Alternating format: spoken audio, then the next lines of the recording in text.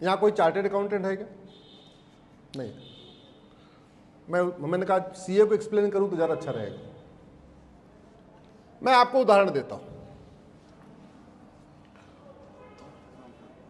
हाँ, अच्छा, cast accountant. हाँ, तो फिर तो और बढ़िया है। रवि जी कास्ट अकाउंटेंट है, बहुत बढ़िया। अमर और अकबर दो भाई हैं, दो दोस्त हैं, अमर और अकबर। दोनों की आर्थिक स्थिति बराबर है।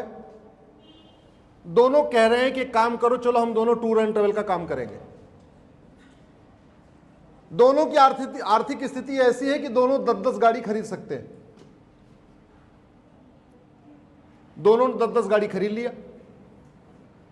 अमर के 2 बेटे और अकबर के 10। तो सबसे पहली समस्या आई अमर के सामने, 10 गाड़ी चलवाएगा कैसे? तो उसको 8 ड्राइवर हायर करना पड़ेगा। अकबर को ड्राइवर नहीं हायर करना, उसके 10 पहले ही घर में हैं। अब अमर को चूंकि घर में 2 ही बच्चे हैं, 2 बच्चों के नाम से 10 गाड़ी नहीं ले सकता, तो अमर को एक कंपनी बनाना पड़ेगा, अमर टूर एंड ट्रेवल कंपनी। और अकबर के 10 हैं तो उसने एक एक गाड़ी 10 बच्चों के नाम पे ले लिया, तो उसको कोई कंपनी बनाने की जरूरत ही नहीं। इतनी बात क्लियर हो गई? आगे, चूंकि अमर को टूर एंड ट्रेवल कंपनी बनानी पड़ेगी, तो अमर को पीली पट्टी वाली गाड़ी खरीदनी पड़ेगी, सफेद पट्टी वाली गाड़ी नहीं खरीद सकता। तो पीली पट्टी वाली गाड़ी का इंश्योरेंस भी ज्यादा होता है, रोड टैक्स भी ज्यादा होता है। तो अमर को जो गाड़ी 11 लाख में मिली, अकबर को वो गाड़ी कितने मिल गई? 10 लाख में। सेम गाड़ी अमर को कितने मिल रही है? 11 में, और अकबर को कितनी मिल रही है? 10 में। अमर ने चूंकि अमर टूर एंड ट्रेवल कंपनी बनाया, तो अमर जीएसटी के दायरे में आ गया। अकबर ने कंपनी बनाई नहीं, तो जीएसटी से बाहर।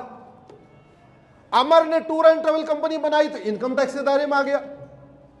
अब जब जीएसटी के दायरे में आ गया, इनकम टैक्स के दायरे में आ गया, तो बिना सीए के उसका काम नहीं चल सकता है, उसको सीए भी हायर करना पड़ेगा। चूंकि उसने कंपनी बना लिया, एक अपना ऑफिस भी उसको, अब वो घर से नहीं चला सकता, एक प्रॉपर उसको ऑफिस भी मेंटेन करना पड़ेगा, खोलना पड़ेगा। तो नतीजा ये हुआ, चूंकि अमर को जीएसटी भी देना है, इनकम टैक्स भी देना है, सीए का खर्चा भी देना है, ऑफिस का खर्चा भी देना है, 8 ड्राइवर का भी खर्चा देना है, तो अमर 12 रुपए पर किलोमीटर से नीचे गाड़ी चला ही नहीं सकता, और अकबर 10 रुपए इसमें गाड़ी चला लेगा। समझ में आया आपको? अमर का एनुअल भी महंगा पड़ेगा, क्योंकि हर साल इंश्योरेंस कराएगा।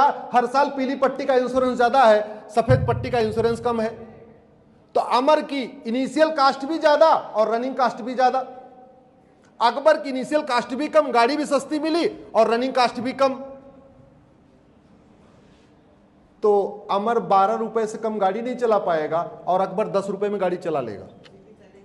तो कुछ दिनों के बाद सारे के सारे गाड़ी वाले, जिसको गाड़ी चाहिए वो किधर जाएंगे? जोर से बोलिए, अकबर के पास।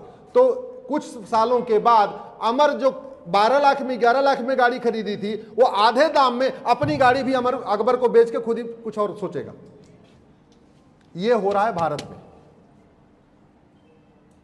मुझे आश्चर्य हो रहा है कि इस बात पे चर्चा हो रही है कि बिजनेस ट्रांसफर हो रहा है, बिजनेस ट्रांसफर हो रहा है, फल मंडी गई, सब्जी मंडी गई, ये काम गया, ये काम गया, ये काम गया, टूर का काम गया, ढाबे का काम गया। इस बात पे चर्चा नहीं हो रही है कि जा क्यों रहा है। ये जाने का कारण ये टैक्स सिस्टम है। इसलिए मैंने पीआईएल फाइल किया।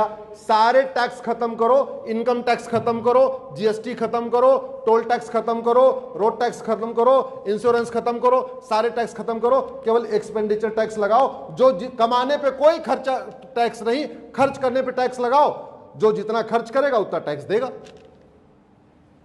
हालत यह हो गई कि अमर टूर एंड ट्रेवल वाला बेचारा 2000 रुपए का शर्ट खरीद पा रहा है, और अकबर 10-10 हजार रुपए का चश्मा पहन के घूम रहा है। ये टैक्स सिस्टम हमें बर्बादी की तरफ ले जा रहा है। ऐसे अनेक एग्जाम्पल है। मैंने तो आपको एक एग्जाम्पल, चूंकि यहां पे कोई सीए नहीं था इसलिए मैंने टेक्निकल भाषा में नहीं, एक आम आदमी की भाषा में बताया। आपको लग रहा है ये टैक्स सिस्टम बदलना चाहिए कि नहीं? जोर से बताइए जरा। ये टैक्स सिस्टम हमारे लिए हानिकारक है कि नहीं? तो केवल मेरी पीआईएल से काम नहीं चलेगा, सांसदों को पकड़िए, मिलिए, बात करिए, उनको बताइए भैया 1 नेशन 1 टैक्स लागू करो, ये दुनिया भर का झमेला खत्म करो। नहीं तो अभी तो कुछ बिजनेस गए हैं, 10 साल के बाद सारे बिजनेस हमारे हाथ से निकल जाएंगे।